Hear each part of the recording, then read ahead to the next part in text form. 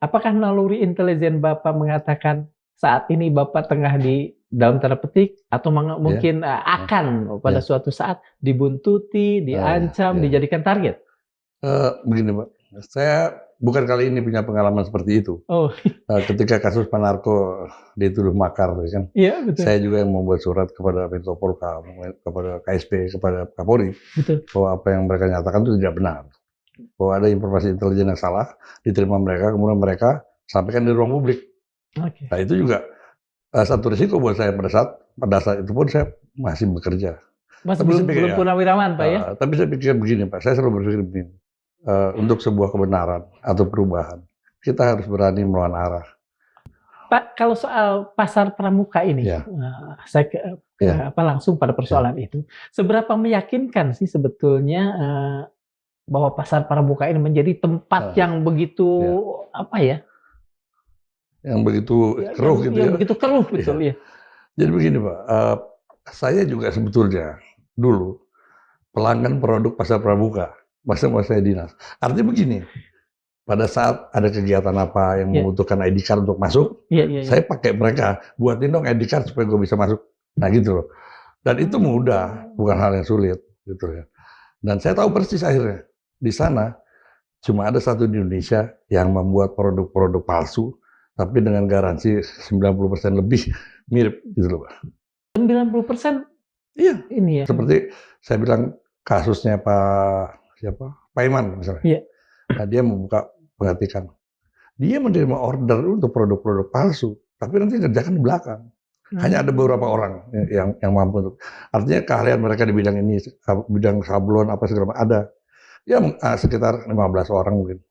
Oh, iya. Jadi ketika saya mendengar Pak Beto mengatakan bahwa ada kaitan pasar pramuka Betul. gitu ya, dan kemudian saya teliti beberapa hal ya tentang kemungkinan kepalsuan ijazah itu, dan sekarang saya sudah yakin bahwa itu palsu.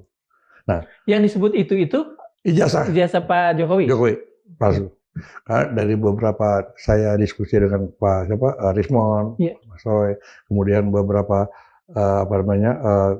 begitu keterlibatan kekuasaan untuk menutup ini begitu besar gitu ya. Iya. Berarti kan ada sesuatu Pak.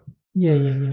Bahkan rekam jejak-jejak ijazah ini hilang, seperti misalnya skripsi, terus kemudian rebah penilaian juga. Iya. Artinya semakin memperkuat bahwa ini palsu. Ketika ini palsu, kemudian ada Beto menyatakan bahwa ada pasar pramuka, di situ ada Pak Iman. Dan ini saya kumpulin orang-orang Pak, yang dulu pernah berinteraksi dengan saya. Kumpulin dalam arti diundang? Ya kita ngobrol, kita ngobrol, saya elisitasi segala macam. Iya. Ternyata ada Pak Iman. Saya juga nggak tahu tadinya.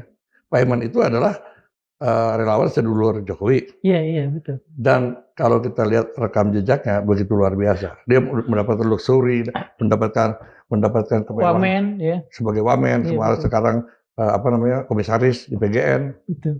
Dengan hint-hint dengan fakta, dengan aneka fakta itu mendapatkan wamen, mendapatkan apa? Bapak sampai pada keyakinan bahwa Pak Paiman berada di belakang semua ini. Sekarang kalau dia tidak berbuat sesuatu yang besar untuk Jokowi, ya, nggak mungkin dia akan mendapat posisi seperti itu, Pak.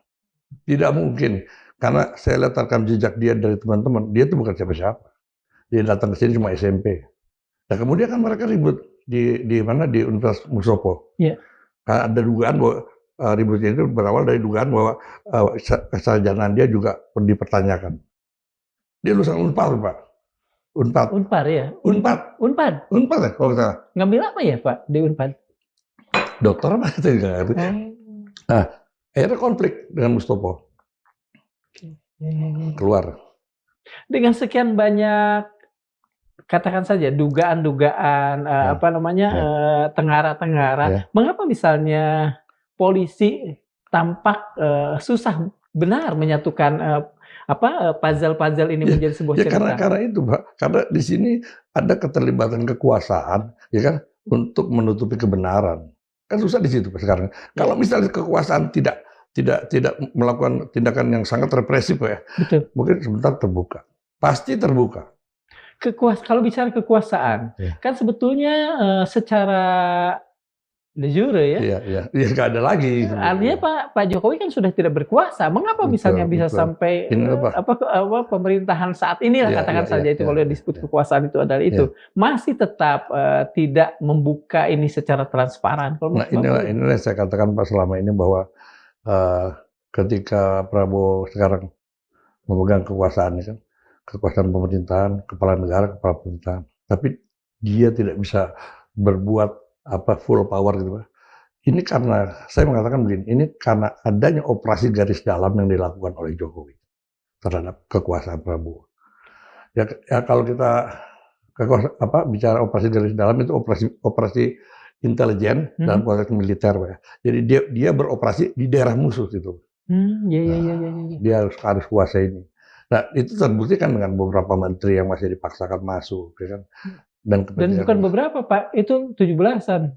Iya mungkin ya Pak. Iya. 17 dari 36 kan sangat signifikan sebetulnya. Kemudian institusi hukum masih mereka kuasai, masih Jokowi kuasai. Sehingga apa? Menjadi sangat sulit persoalan yang gampang seperti ini gitu loh Pak. Dan kalau saya lihat mantan rektor Gajah Mada juga harus bertanggung jawab Pak. Dan sekarang jadi menteri koordinasi apa. Dan Pak Iman. Karena satu hal yang mustahil Pak, kalau menurut saya. Makanya dalam bukunya dibilang bahwa Pak Iman adalah tokoh inspiratif. Dari mana ceritanya? Kalau orang tahu rekam jejak dia kan, seperti ini. Coba, bahkan yang saya sangat tidak keberatan. Ketika saya membaca WA dia ke Mas Roy sebelum ini berkali-kali Mas Roy cerita itu tuh. Jadi Mas Roy, jadi sebelumnya gini, saya sampaikan, Mas, ini ada habis Betor menjelaskan bahwa ada indikasi di pasar pramuka itu. Kemudian saya bilang, Mas, di pasar pramuka ada Pak Iman, saya bilang itu. Nah, ini saya makin yakin. Baru Mas Roy bilang, wah gila, ini belum sebulan lalu dia WA saya betul-betul intimidasi. Sampai seberani itu Pak ya? Iya. Sementara Mas Roy sendiri pikir apa hubungannya kan waktu itu kan? Kok dia tapi diabaikan. Tapi begitu saya katakan, wah ini benar nih. Bahkan kemarin setelah kita ramai bicara soal dia beraninya loh Pak membuat WA kepada beberapa jurnalis, mungkin orang-orang dia, untuk tidak lagi menyampaikan soal pasar pramuka. Karena apa? Ini relawan sedulur Jokowi mulai bergerak. Saya dikasih WA nomor telepon sama Pak Suryo, nomor telepon Pak Iman. Saya bilang, hari ini saya katakan Pak, forum bukan sadulur Jokowi juga bergerak, saya bilang gitu. Bapak jangan kayak Orde Baru lah, saya bilang. Saya juga pelaku Orde Baru. Saya bilang kan penggunaan kekuatan-kekuatan seperti itu, saya bilang. Diam dia nggak ngomong, nggak jawab. Sebagai orang mantan BIN, Bapak melihat ada nggak BIN bergerak saat ini untuk menutup lah, untuk menghadang? Nggak ada. Nggak ada. Jadi gini Pak, situasi sekarang nih, ya kan? Presidennya bukan pembiaran, tapi memberikan ini kesempatan bergulir gitu.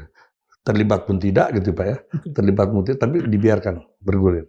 Persoalannya sekarang, polisi masih berada di belakang Jokowi, itu aja. Ya mudah-mudahan sebentar lagi ada perubahan Pak. Insya Allah Pak Agustus itu mungkin. Polisi masih berada menurut Bapak di belakang Pak Jokowi, di belakang kepentingan Pak Jokowi. Apakah itu artinya orang di atasnya saja atau sampai ke bawah? Orang di atasnya Pak. Kalau orang di atasnya kan sebetulnya gampang saja memotong kepalanya. Nah, ini persoalannya sekarang Pak. Jadi gini, kelihatannya gitu. Tipikal Prabowo sekarang mencoba untuk menjadi figur yang tidak emosional, tapi mencoba untuk terlihat di permukaan bahwa kalau dianalogikan dia sebagai supir Pak ya, dia tidak mau menurunkan penumpang di jalan biasanya. Nah, nanti tidak seperti sopir angkot zaman dulu ya. Yang akan melakukan itu adalah kondektur. Itu nanti Kapolrinya, yang akan menurunkan orang di tengah jalan. Jadi dia mau coba terlihat wise gitu Pak dalam pemerintahan ini. Gitu. Saya juga cukup kaget juga dengan ada perubahan karakter Prabowo seperti ini. Gitu. Karena dulunya bisa cerita nggak? Oh, luar biasa Pak. Jangan kita salah habis lah Pak. Itu handphone lempar apa segala macam. Itu yang saya khawatirkan kemarin Pak ya. Tapi ketika melihat perkembangan ini, saya bilang banyak sekali perubahan. Jadi menurut Bapak perubahan ini positif? Sementara rakyat menunggu. Sementara ini. Kita menunggu perubahan-perubahan di struktur pemerintahan di bawahnya yang vital seperti Kapolri, Kejaksaan, Mendagri. Nanti kita lihat. Kalau Kejaksaan kan sudah kelihatan agak kooperatif terhadap pemerintah saat ini ya kan? Siapa? Kejaksaan. Kejaksaan kan? Ya, kelihatannya Pak. Tapi justru saya sangat keberatan sekali dengan kinerja Kejaksaan saat ini. Mereka banyak mengungkap kasus korupsi besar, tapi mereka tidak selesaikan. Coba mana yang selesai Pak? Timah segala itu kan cuma kroco-kroco ya Pertamina, ya kan? Belum lagi kalau kita bicara yang lalu Pak. Wah, kasus Jiwasraya, kasus Asabri. Ini Kejaksaan tidak lebih jadi algojo Jokowi untuk mementingkan kekuasaan Jokowi menjadi single power. Jadi yang dikatakan saja, yang dicuatkan sebagai berita itu hanya sebagai sebuah humas atau apa? Iya, cuma semacam kosmetika politik aja itu Pak. Artinya tetap aja wajahnya bopeng gitu loh. Makanya saya tidak setuju ketika tentara dilibatkan lah ya. Untuk apa? Ya kan? Hanya untuk kemudian mereka menjadi backing kejaksaan yang masih nggak beres gitu loh. Oke. Ya contoh kayak Tom Rembo kan. Iya. Kemarin saya kirim ke think tanknya Pak Prabowo, seorang Wirjana. Dia bilang, ya banyak sekali orang yang mengatakan seperti ini bahwa ada yang nggak beres dalam persoalan Tom Lembong. Bukan hanya Tom Lembong Pak, persoalan Erlangga, ya kan. Contohnya saya berani mengatakan bahwa kasus Jiwasraya itu Jokowi, karena Jokowi ngidam Golkar, maka Jiwasraya disikat. Karena itu apa? Yang sebenarnya ada Abu Rizal Bakri di situ Pak, yang membuat situasi jadi kisruh Jiwasraya. Bukannya Beni Cokro, bukan. Karena jauh sebelumnya Jiwasraya sudah kolab. Ya. Bapak pernah mengatakan bahwa kiosnya Pak Paiman Raharjo itu aktif sampai 2017. Ya, itu dia. Bahkan tadi saya mau ngomong itu. Ya, silakan. Ada bukti? Saya bisa bawa saksi, ada 10 orang kali yang ngomong. Bahwa ketika saya bicara soal, tapi saya apresiasi ketika Pak Paiman mengakui bahwa dia ada kios itu. Cuman jadi masalah dia batasi timeline-nya cuma sampai 2000 berapa? Nah, 2002. 2002 Pak ya. Berarti kan saya tambah curiga. Ada sesuatu yang dia tutupi gitu loh. Sementara ya kan dari investigasi saya, kemudian saya verifikasi silang dengan 2017 Pak. Bahkan ada yang mengatakan, Pak 2010 aja masih ngopi sama saya, masih nongkrong. Karena belum apa-apa di itu. Ya, Pak. Setelah 2012 itulah baru, ya kan? Karena ada sesuatu yang dilakukan. Makanya peristiwa besar di 2012, 2014 yang menyangkut Pak Iman mencoba dihilangkan, dipangkas sama dia.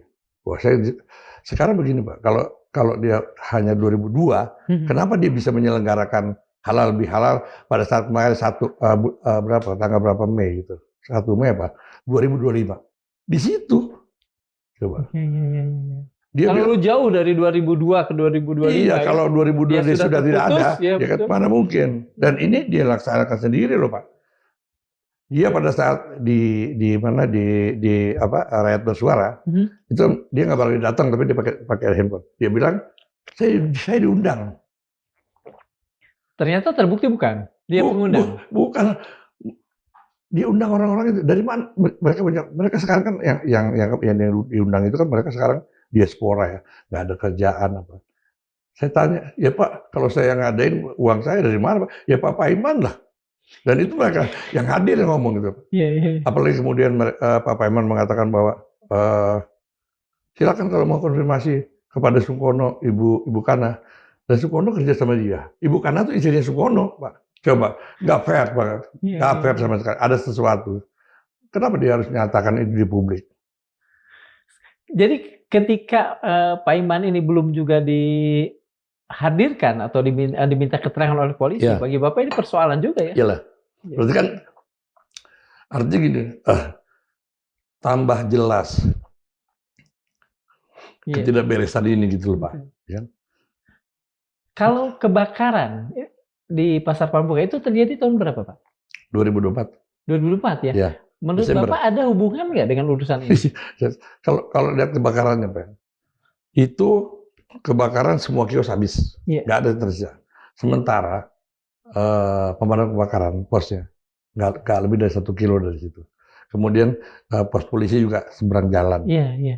Itu kan suatu tanda tanya besar. Dan kebakaran itu pagi, Pak, 5:30 lah. Habis, Pak. Iya, iya, iya. Tidak ada 200 lebih kios habis. Ini saya pikir satu hal yang, kalau saya ngelihatnya sih, ini dibakar. Yakin saya dibakar. 2 loh, Pak, pos pemadam kebakaran dekat situ. Dan menurut saksi mata katakan saja, Ya. ada yang hadir nggak dari dua pos pemadam kebakaran? Ada. Cuman dia tidak bisa berbuat, seakan tidak bisa berbuat apa-apa. Kan aneh. Sampai habis semua. Ada, mereka datang. Tapi kita nggak tahu.